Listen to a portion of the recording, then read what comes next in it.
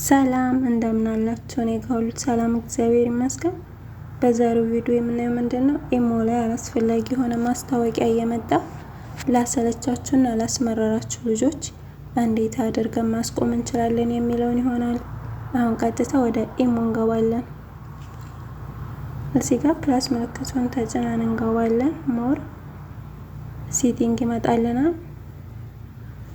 እዚህ ጋር ፈንክሽን የሚል አለ፣ እሱን እናካለን። ቀጣይ እዚህ ጋር እነዚህን የበሩትን እንዳለ በአጠቃላይ እናጠፋቸዋለን ማለት ነው።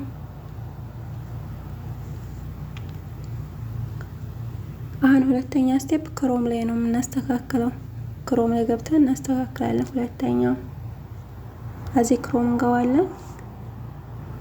እዚህ ከላይ 3 ነጠብጣብ አለ፣ እሱን ነክተን እንገባለን። እዚህ ሴቲንግ ይመጣልናል። እዚህ ጋር ፕራይቬሲ ኤንድ ሲኩሪቲ የሚል አለ፣ እሱን ነክተን እንገባለን። ቀጣይ እዚህ ጋር ሰርድ ፓርቲ ኩኪስ የሚል አለ፣ እሱን ነካለን። እዚህ ጋር መጨረሻ ላይ ብሎክ ሰርድ ፓርቲ ኩኪስ የሚል አለ፣ እሱን ነው የምናበራው። ሶስተኛ እዚሁ እንመለስና አድ ፕራይቬሲ የሚል አለ፣ እሱን ነካለን። እዚህ ጋር ሳይት ሰጀስተድ አዲስ የሚል አለ፣ እሱን ነካዋለን። ከዛን እዚህ መጀመሪያ ላይ በርቷል፣ እሱን ነው የምናጠፋው።